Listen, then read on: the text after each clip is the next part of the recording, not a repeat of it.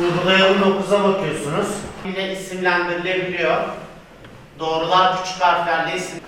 Peki doğrular küçük harflerle isimlendirilebiliyor. Bak burada açıklamalarda var. Şuraya ekledim. Çok güzel.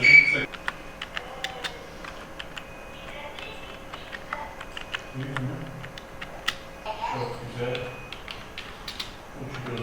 Bir ucu kapalıdır ışının ama diğer ucu sonsuza kadar.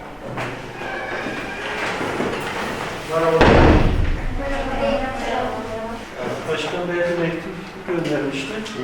Biz de Sayın Başkanımızın mektubunu cevaben getirdik, kendisine vereceğiz. Ece nasılsın?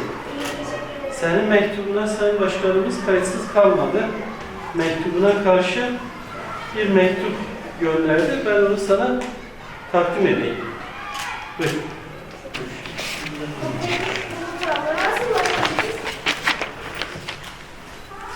Merhaba sevgili Beycan. Mektubum bana ulaştı.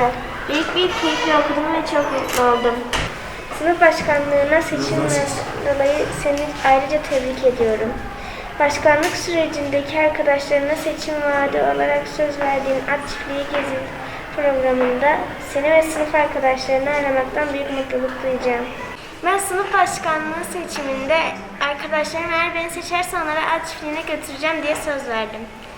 Ve bunun için yeterli harcama olmadığı için Edremit Belediye Başkanı İsmail Say'a bir mektup gönderdim.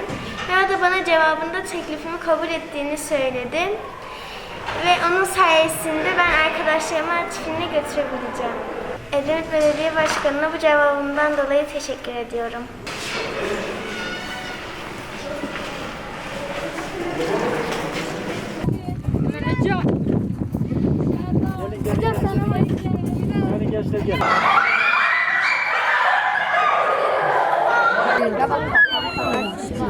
Evet, sessizliği bozmuyoruz.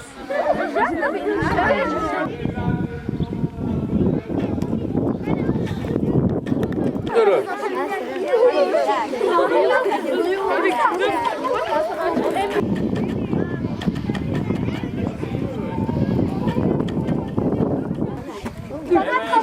Arkadaşlar sağ tarafa geliyor.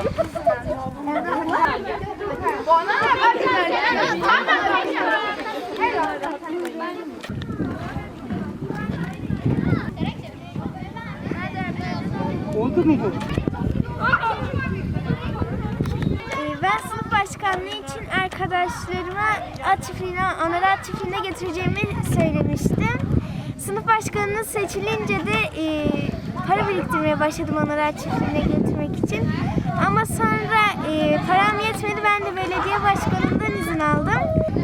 Sonra o da dedi ki biz sizi misafirimiz olarak görüyoruz, o yüzden harcamaların hepsini biz yapalım dedi. Başkanımız İsmail Say ve Edremit Belediyesi'ne teşekkür ediyorum.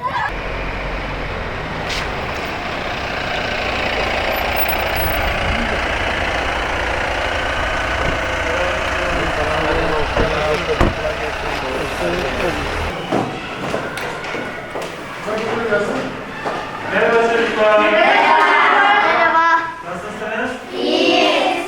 Biz bugün sizin misafiriniz olmaya geldik. Kabul ediyor musunuz? Evet. Tamam mı çocuklar? En çok oyu kim aldı? Becan. Bejan kaç tane oy aldı?